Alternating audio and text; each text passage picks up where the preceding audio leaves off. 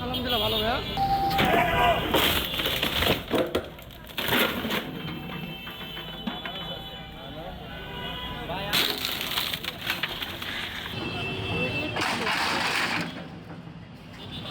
হুজুর সাইডে দিয়ে যাবে, সামনে দিয়ে যাবে।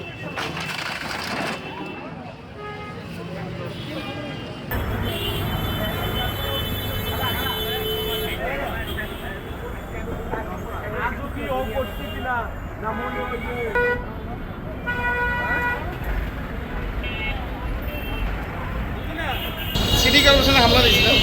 আপনার দোকান ছিল? কিসের দোকান ছিল?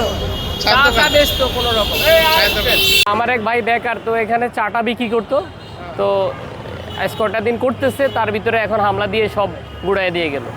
এটা আসলে আমরা জানতেছি না, ব্যাপারটা আগে থেকে হয়তো পূর্ব পরিকল্পিত।